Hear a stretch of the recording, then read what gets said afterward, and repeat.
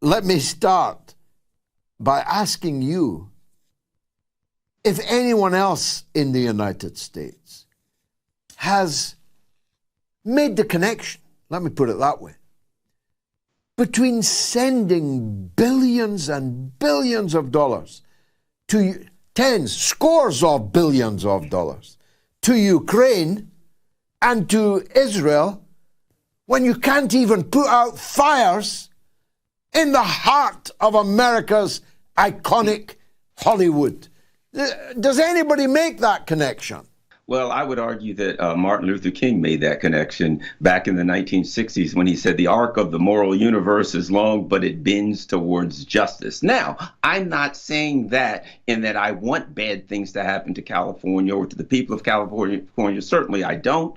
However, in this particular instance, you would have to listen to that quote and look at what's going on there and hope that maybe some of the people in that region could wake up to reality and understand that we literally saw people burned to death in tents, and that exact same punishment, if that's the right word, is being visited upon the people who have used their power in the media to cover up and excuse those kinds of activities.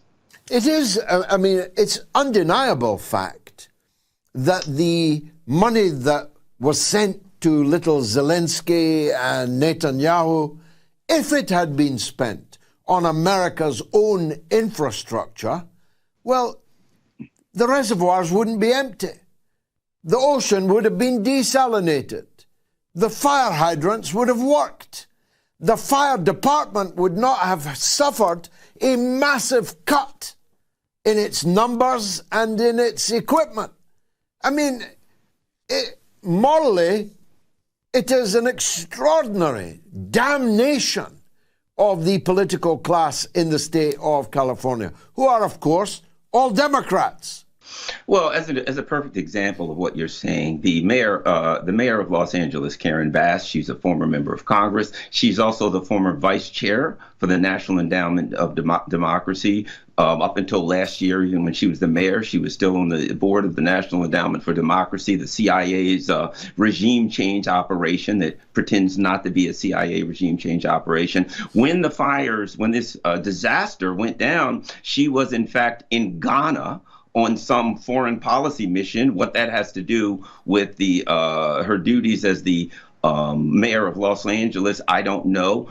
She cut $17 million recently from the budget of the fire department in Los Angeles. They fired a number of firemen who refused to take the, shall we say, safe and effective option that was offered to them by the city of Los Angeles. So, I mean, when you look at this disaster, there is certainly a line of activity that points to this coming. And here's the weird thing. In recent months and years, there's been, particularly in recent months and even weeks, there have been a great number of people who have had their fire insurance canceled. And then a bunch of fires started when we're not even in fire season, kind of serendipitously, simultaneously, after all of these people got their fire insurance canceled, fires started all over the place. It's really strange what's going on in California.